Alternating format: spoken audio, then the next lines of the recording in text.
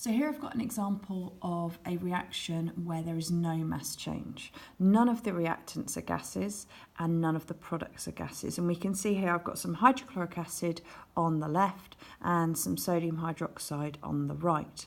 And at the moment, the total mass of the beakers and the liquids is 134.14 grams. And when I mix them together, we get that neutralization reaction. And the mass on the scales is still 134.14 grams. So that's showing that none of the reactants were gases, it hasn't become heavier, and none of the products are gases, it hasn't become lighter, it's just stayed exactly the same mass. Okay, no products and no reactants are gases in this reaction. This was a reaction where none of the reactants or the products were gases, so we saw no change in the overall mass of the reaction. It was a neutralization reaction using hydrochloric acid and sodium hydroxide, and both of those were found in the beakers on the scales before we started.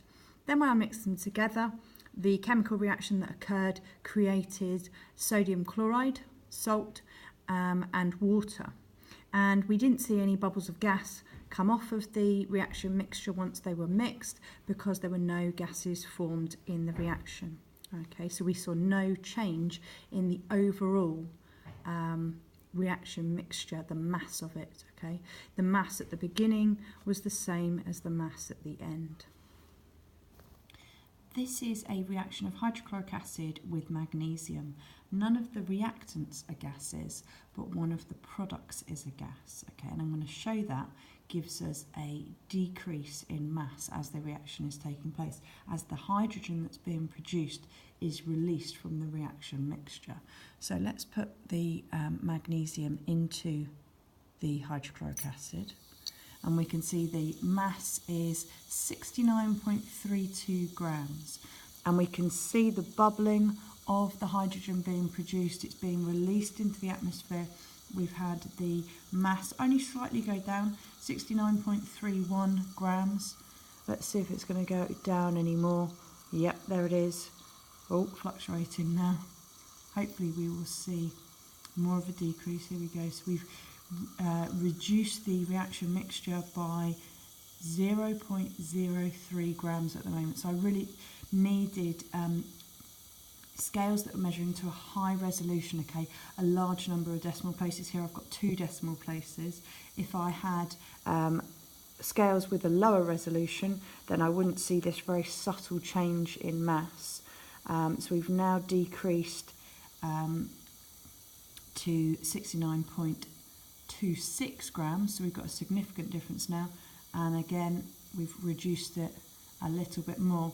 So having high resolution scales enables us to see precise changes, those really tiny changes that occur in the reaction mixture. And I had them on 0 when I started, so that made it an accurate reading. Okay, so we're now dropped down even further. I think we can safely say that it's dropped down significantly enough, and we've seen the bubbles of the hydrogen gas forming there.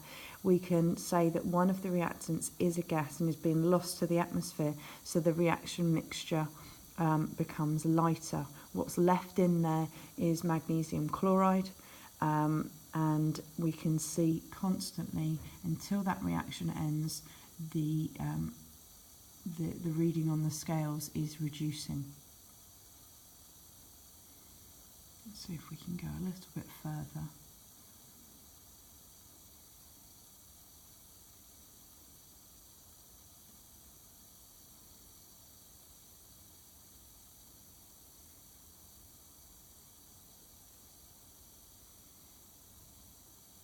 Let's stop there.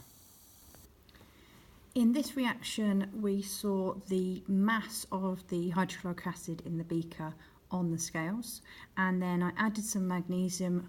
Obviously, in the addition of the magnesium, the reading on the scales went up, and then gradually, as that reaction was taking place, we saw that the reading on the scales kept dropping and dropping and dropping. And that wasn't because of the magnesium chloride that had been made, it was the hydrogen. And we could visibly see the bubbles of the hydrogen being formed and it being released from the beaker.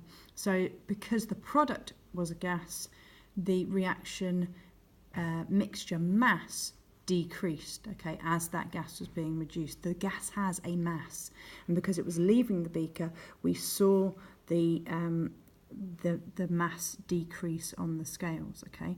The hydrogen was originally chemically combined to the chlorine, and once the magnesium was added, the hydrogen was released as a gas and escaped the beaker, causing that decrease in mass.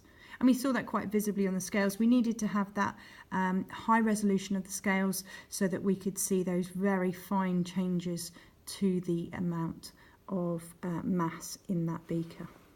Okay, this experiment is showing the mass change when one of the reactants is a gas. Okay, so I've made sure that my scales are set to 0 so I get an accurate reading, and I will put my iron wool onto the scales, and that reads 2.27 grams.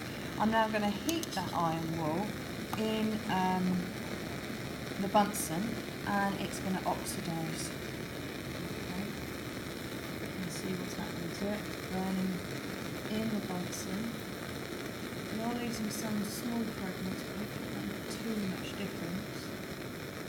And at the moment, the iron wool is reacting with the oxygen in the air, forming iron oxide. So we should see an increase in the mass of the iron wool.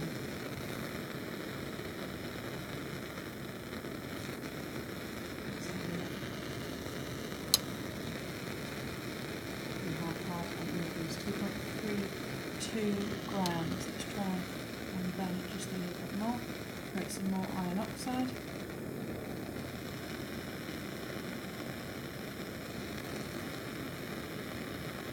Let's go for the final mass, 2.33 grams. So, one of the reactants was gas, so the product is heavier, the iron oxide is heavier than the original iron.